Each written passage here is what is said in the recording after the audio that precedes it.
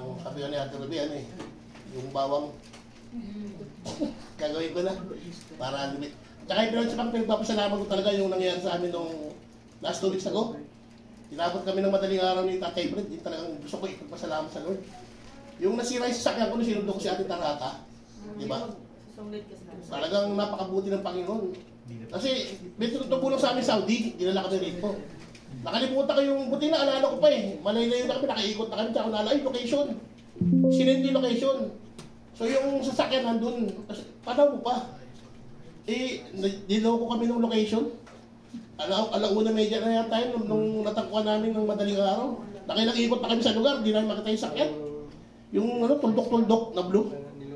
Sabi ko, Tay Fred, nakailang ihi na kami. Karos lahat yata na ihian na namin yung lugar. Sabi ko, Tay Fred, tabi mo muna, mag-pray tayo. Yun. Paano ba pag-pray namin? Talagang iba yung effective ng kapangyarihan ng Lord. Like Holy Spirit, guide us. Ituro mo sa amin doon yung tamang daan. Sa ako yun yung sakyan. Pag-ikot namin, natanda ko agad yung lugar. Teka, pag may bakala, pag-liko natin, yun na yun. Yung bakala, pasara na eh. Pero bukas pa, pero may ilaw. Kitang-kita ko yung bakala, yun talaga. Ayun, yan din sakyan ko nakaalang. So praise God. Talagang number 1 talaga yung prayer. Kaya salamat kay Tatay Fred sa buhay mo. Talagang halos maubos yung gasolina ni Tatay Fred. Sa oras kami nag-iikot-ikot doon sa lugar, sa Corais. So talagang napakabuti ng Panginoon. So sa Diyos na po ang kapurihan. At isa pa pala yung sugat ko. Medyo magaling na, nakapikit na eh. Sa Diyos na po ang kapurihan. Amen. Andrea, sino po ba ang pinagpala natin ng Panginoon sa isang linggo?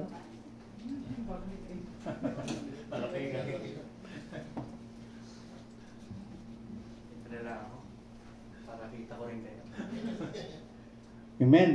Salamat po sa Panginoon at nandito na po kami muli. Natatanda ko ba po yung last time na nagpaalam, di ba? No? Siguro 2.5 months and 13 days, di ba? To be exact. Bali, nagpaalam kami. Andun yung ano ba, na parang medyo nandun ba yung yung pagpapasa Diyos. Kasi talaga at the last moment, yun, nag-exit kami. Pero nandun naman yung habang nagsasalita ako dito, sabi ko nga, we will be back. Diba? Do talagang now, nandito na, talaga. Nandito na nga. Pero bago po ako nakarating kami dito, gusto ko muna yung time na nandun kami sa Pilipinas na wala pa yung visa. Pero sinabihan na kami ng na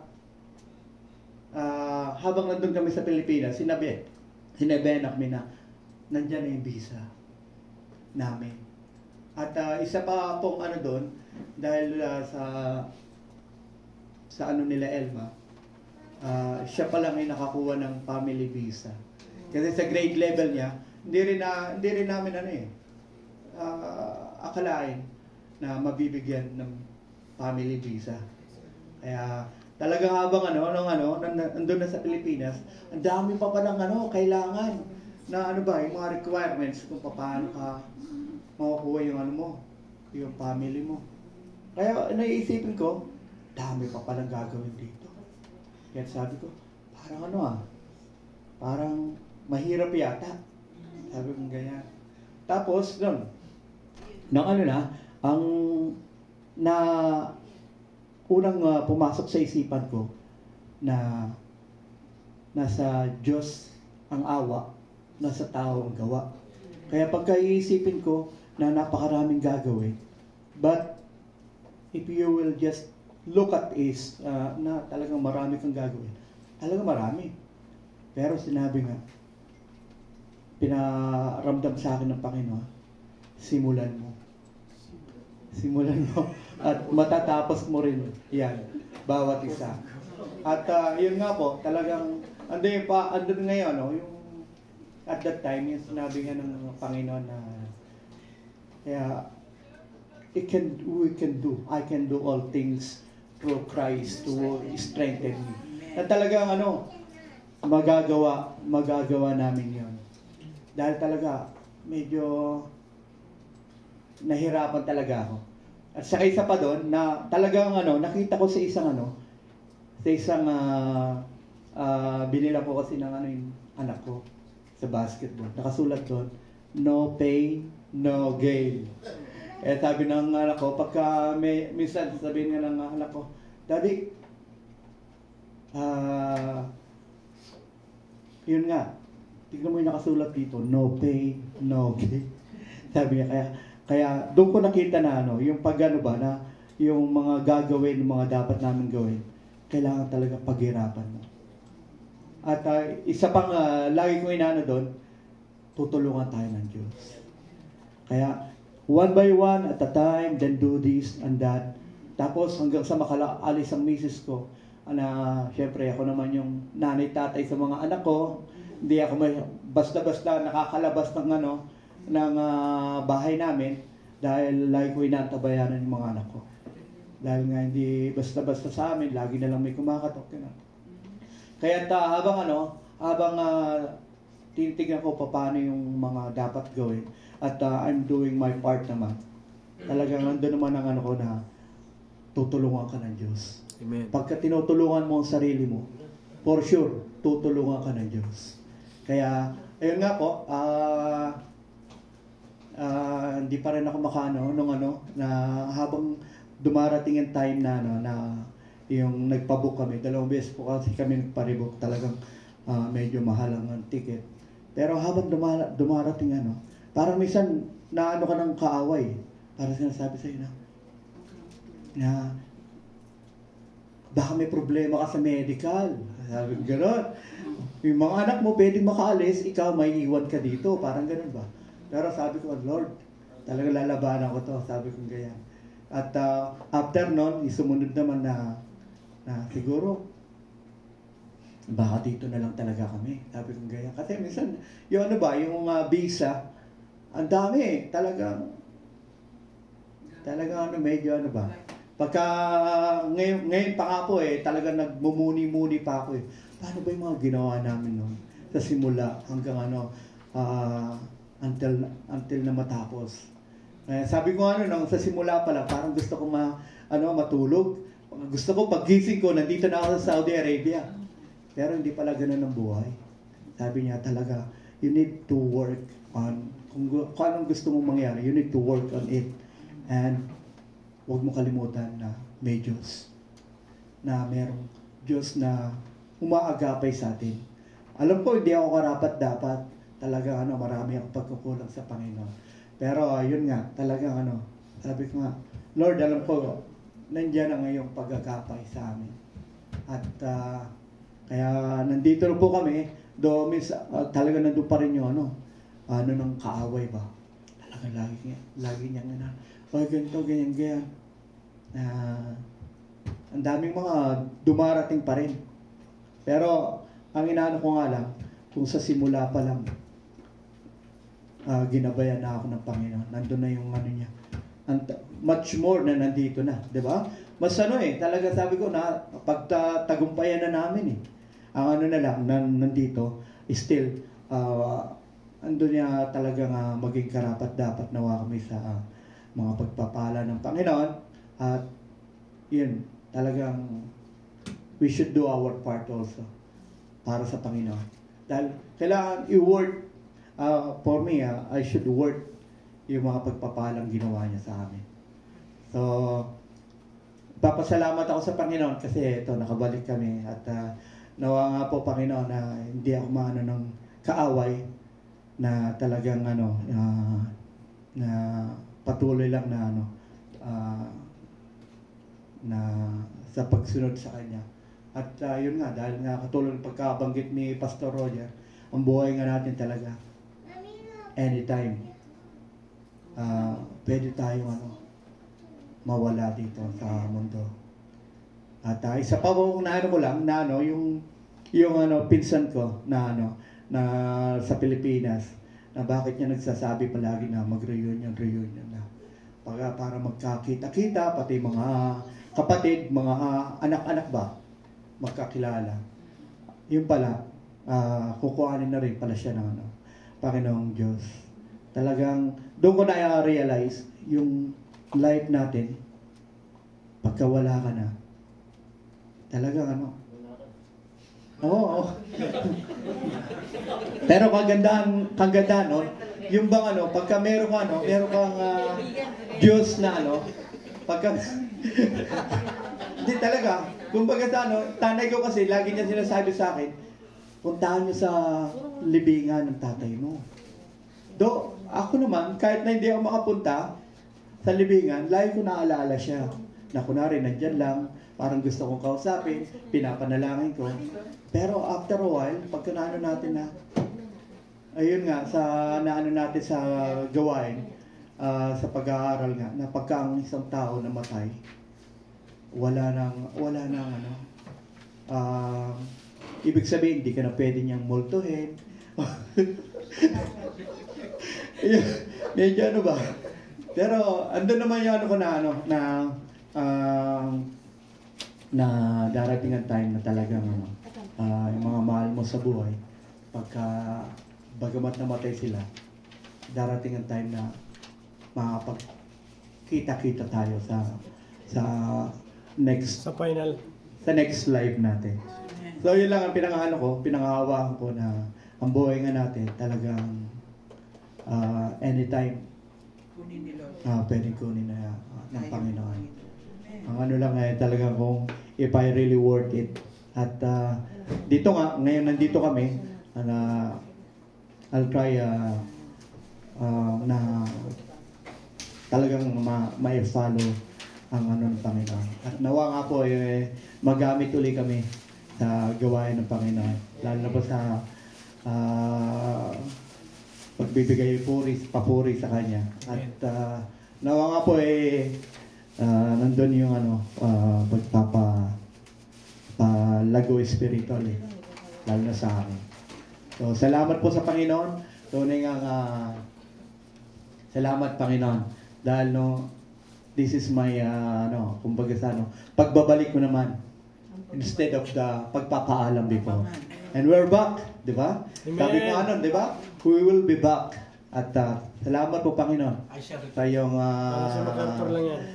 I shall return. Salamat po Panginoon sa iyong paggabay sa amin at salamat po sa mga pagpapala talagang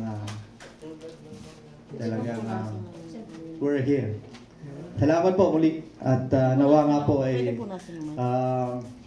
we're looking forward yung exciting part ng pagpupuri natin sa Panginoon. Amen. Salamat po. 70%. Amen. Yung i-reserve po natin sa next Friday. Medyo napakahaba sa inyo. Ano pati ang dapat alas 12 po, tapos po tayo.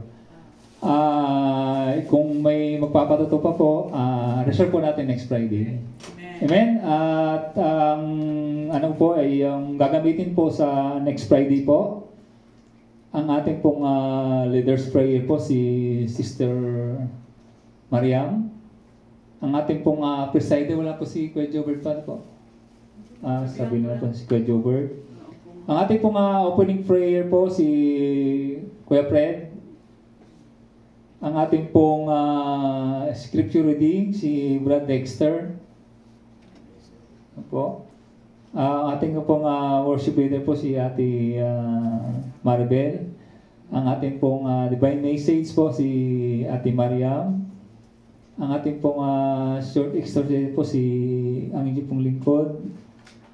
Ang ating pong closing prayer po, ang pod group po, Pergamos po, si Tatay B. Tapos ang closing prayer po si Pastor Roger, benediction po si Pastor Joel. Amen? Tayo po lahat ay tumayo po. Tawagin ko po si Pastor Daniel po para sa closing prayer po. Napalitan na yung pangalan kay Grace Euphrates. Yung mga group ng Pison. Hindi na bago dito. Hilog na. Yung mga worship team, yung mga lalong makakanta. Kasi di natin tayo napag-pray pa sa yung mga mic. Napansin nyo ba wala nang magulong yung mga kable? Yes. Ayun. Kaya Basbasan po natin ng oil itong Sige po. Salamat po sa buhay ni Kuya Darius. Napaka-generous ko na kapatid. Yung mga baka, bawakan nila para sa ano. Yung mga Kasama pamangkin, silang pati mga- baka. Hindi, ano yan? Sige, yan. Isa na lang. Anointing. Ate Len. Ayun yung mga mic nyo na gagamitin. Kapatid.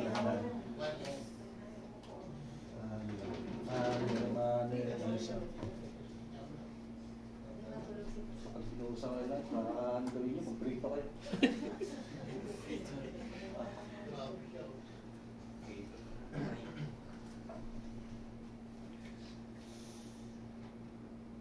Sige, sabay po tayo manalangin na sa mga mic muna. Sige, palakpakan po natin ang Panginoon. Hallelujah, Panginoon. At Diyos na mga pangyarihan. Kami po ay lubos nagpapasalamat, Panginoon, sa mga pinrovide niyo, Panginoon, na pangangailangan, Lord, ng iyong iglesia, Panginoon. Salamat, Lord, sa mga buhay na ginamit niyo, Diyos. Sa mga tao, Panginoon, na may generous heart, Panginoon, na handa magbigay, Panginoon, even, Lord, ng kanilang finances, Panginoon, para sa mga mic na to, Diyos. Na magamit lamang po ito, Lord, para, Lord, ikaw, Lord, ay mapapurihan ng buong puso, Panginoon, sa pag-aawitan, Diyos. Itong mga worship leader at mga backups, Panginoon, I pray, Panginoon, yung palagi niyo, Lord, yung anointing niyo, Diyos, pagkaloob niyo, Lord, sa kanila, O Diyos. Nawa, Lord God, sila, Panginoon, ay magamit mightily, Panginoon, na hindi lamang po sila, isagad po nila, Lord, yung buong nalalaman skill nila, Panginoon, sa pagpupuri sa inyo, Diyos, na hindi lamang, Panginoon, limitahan ang kanilang sarili, bagkas pa ibigay yun the best na para sa iyo, Diyos. Hallelujah. Sa mga may kato, Panginoon, ibigay po nga, pinapahiran na langis, na maging anointed po ito, Panginoon, na lahat ng kakapit ito, Panginoon, ay mahawaan, Panginoon, ng iyong espiritu, Panginoon, banal mong espiritu, Diyos, na lahat ng kakapit ito, Panginoon, ay mababless. At Lord, magkaaroon, Lord, ng tinig, Panginoon, na hindi namin kaya mawari, Panginoon. Even, Lord, na wala sa tono, alam po namin, na Diyos, kung bibigay namin, Lord, yung pag-aawit namin po, Lord, buong puso, Panginoon, sa iyo. Ito po, Lord, ay magiging masama yung handog sa iyo, Diyos. Hallelujah. Salamat, Lord God. Hallelujah. Sige po, tayo po palakpan muli natin ang Panginoon. Closing prayer.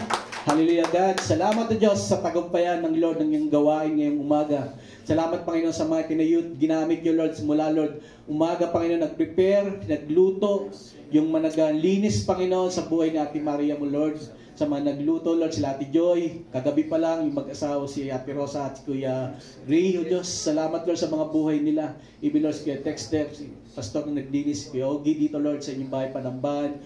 Salamat, Lord God, I know, Panginoon, na ginagawa nila ito, Lord, para ikaw lamang, Lord, yung maparangalan sa kanilang mga buhay. At sa Lord, sa mulalo sa presider, Panginoon, nag-opening prayer, si Pastor Joel, Kuya Francis, Panginoon, nagbigay, Panginoon, ng scripture reading, Panginoon.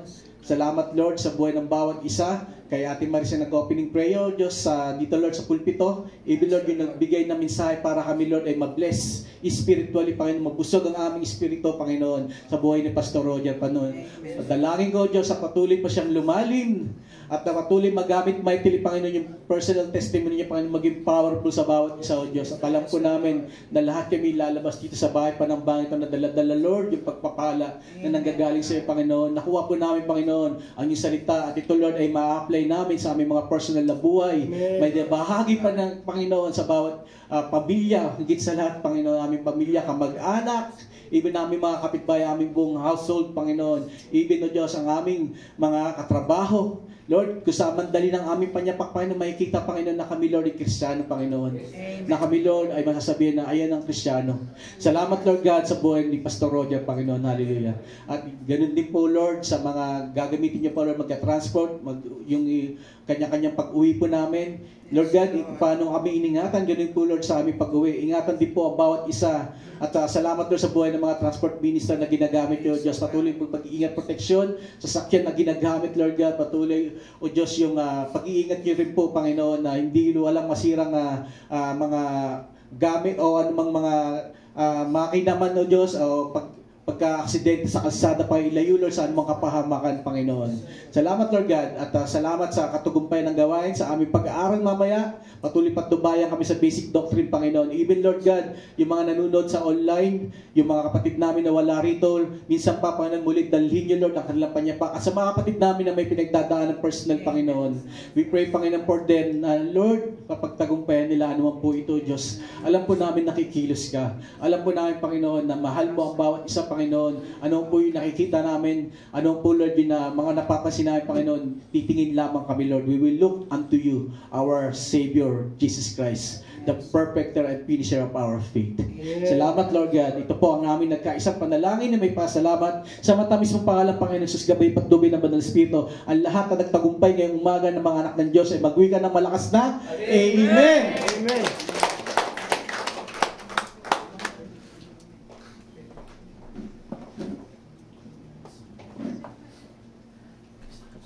Amen. Tayo po ay manatiling nakatayo sa presensya ng ating Panginoong Diyos.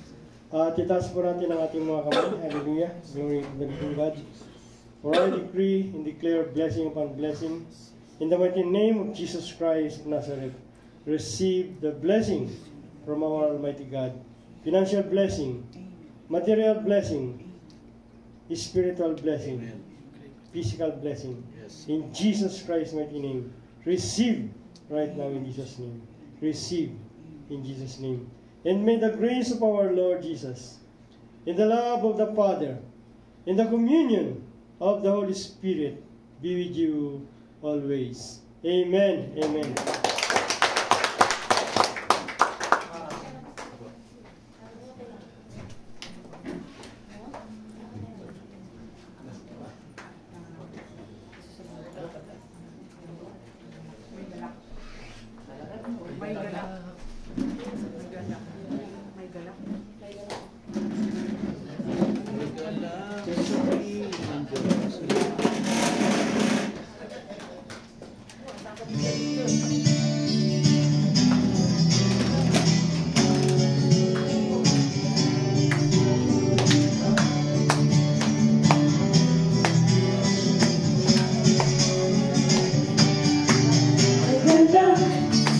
May saya, may buwas sa piling ng Diyos, sapagkat hirap lang puso mo